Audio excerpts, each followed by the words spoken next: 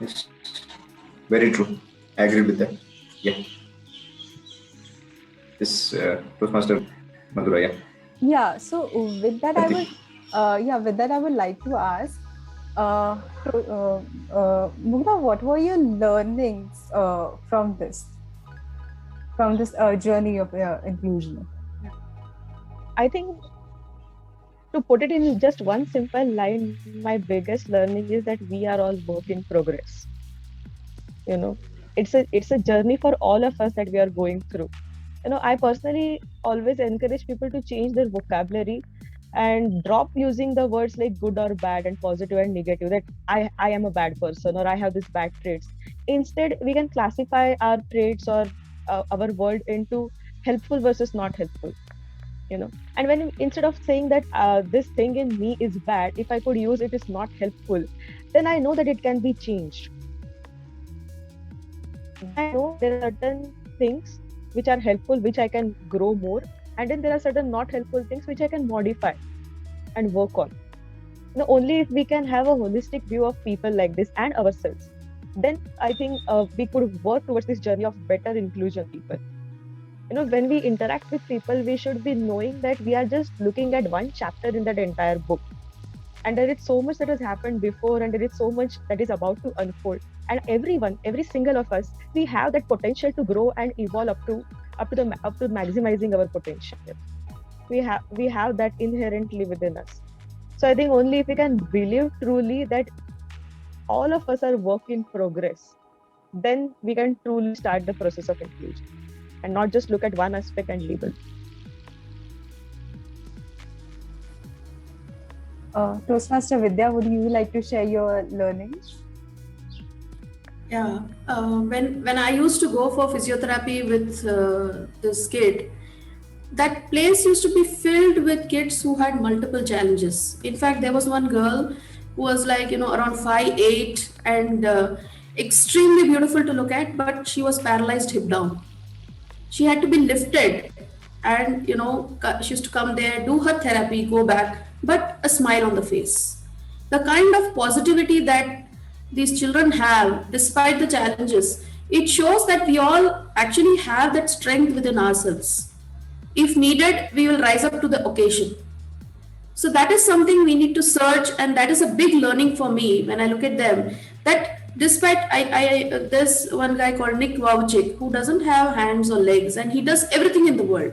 So it means that if we put our mind, if we put our strength into it, we can rise up to the situation. This is a big learning when I see them, that probably when we were small we have heard something, that I was complaining that my shoes were not good until I saw a man who didn't have legs. So that is something for me as a takeaway, is that be happy with what you have and try to make the best use of it. Whenever I interact with these kids, that is all I learn. That was absolutely great, Toastmaster Vidya and Mugdha. I think my learning from this were I learned acceptance. I learned to look at people non-judgmentally and holistically. I think I learned to look at people beyond the labels or the things they are usually referred to or limited down to. And it also helped me look at the positives in a way, because now when I look at any person, I mostly try to see what are the positives in them without just limiting them to this otherwise what people consider as their weakness. I think they also have this strength, and as per positive psychology, having this unconditional positive regard, I think something that is if we apply it here, and I think successfully we will be able to include these people in the mainstream if we look at the positive and try to harness that positive instead of just looking at the weakness and limiting them to that.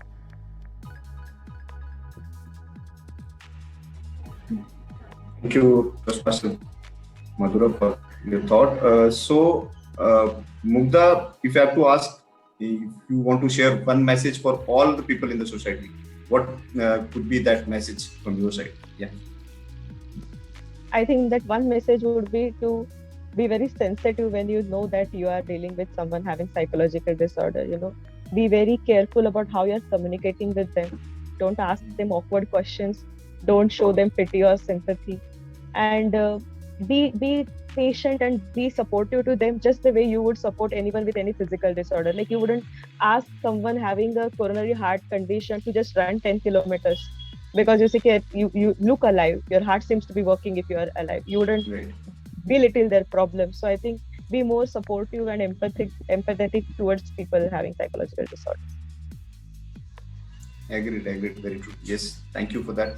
So, Toastmaster Vidya, we would like to know your one message also for the society. Yeah. My point of view, it is being extremely mindful of each and every action of yours. Simple things like statement, "Hey, are you mad?" You know, we just use it so loosely, but we don't realize probably in their house there's someone who's suffering from that issue. Or दिखता नहीं है क्या? These are all terms that probably as a kid we start using it and we don't realize and we are not sensitive. So whatever you talk, all your actions, and most importantly, please try and not stare at the kids, because I personally have experienced that this is the thing that hits them most, because when you watch them for being different, they know and they are being made to realize that every moment they are different. Over to you. Thank you. Yes, Ag- true that, agree to this. Toastmaster. Yeah. Yes. Yeah, agree. Yeah. Yeah, true that, Toastmaster Vidya, yeah, because Toastmaster in Mudra. case even if we are on the road and if someone starts staring us, even in a non-pervert way, we would still feel awkward or weird that why is this person staring us? And the first thought that usually comes is like, is there something funny about me, or is there something wrong that that they are staring at us like that way? So imagine if we also get this kind of thought. So when a person like them has to go through that on a daily basis, we can imagine what things they face in their mind. So I think what you stated was completely correct, that we have to be mindful about that.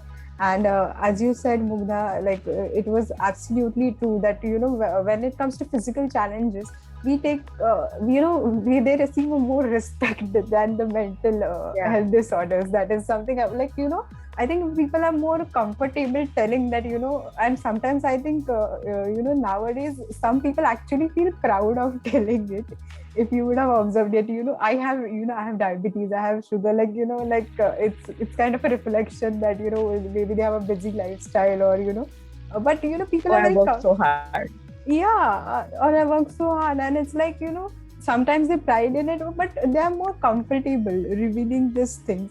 But when it comes to mental illnesses, so even if you're suffering from a mild depression or even anxiety, people people will actually try to hide it, and because even if that person is comfortable with it, still because of the stigma that our society still carries, it is difficult to even if the person has come to acceptance, it is yet the society is yet to come to acceptance with that part of physical mental health. Yeah, and I think my one takeaway for me, or a message I would like to give is like, through small one message I would like to give is that through small acts as well, we can bridge this gap of inclusion and make life a bit easier for them as well. Like one of the biggest challenges they face is the social rejection. So just sitting with them or treating with them for the human they are and not the condition you see them. I think that also is that perspective makes a huge difference when it comes to interacting with them, to approach them, or just even sitting with them and saying a small hi, and even that small talk is something which might be very memorable for them, or like a good memory in their life. So you can even contribute to such small acts with them. So it's okay if you don't go out and volunteer with some organization or do some large donation, but just treating them nicely and kindly, and showing that inclusion, that yes, you are also a part of the class, or you are also the part of the group. I think that makes a huge difference to them. Absolutely. Yes. Anyone would like to add any closing remarks? Toastmaster Vidya or Mugdha? I think be it mental health concerns, be it physical concerns, be it social concerns, one thing we can all do is just randomly compliment someone, like you rightly pointed out, Madhura, just randomly compliment someone on some small trait that is really nice in them. Because what happens is on a day-to-day basis, we are so quick to judge and criticize. Even if we are so quick to verbalize if we don't like the food that someone has prepared, or if we find some flaw in someone, we don't think twice before criticizing that person. So why do we have to be so inhibited about complimenting someone? So on a day-to-day basis, if we just compliment someone on their good traits, I think that would create a lot of positive aura around all of us. It would create a good environment to live in. Absolutely. I'm almost spellbound now with the kind of discussion that we had. So many takeaways. Um, I think it's more of acceptance that they need as of today, and doing small things that will make the world a little more happier, like Mugdha pointed out. Yes. So with that, we have come to an end to this webinar. I would like to heartfully thank Mugdha and Toastmaster Vidya for their insights and the learnings that they shared with us, which will help us to not only bridge this gap and expand this inclusion, but also make the world a better place to live in. And with that, we take your leave. Thank you so much for watching.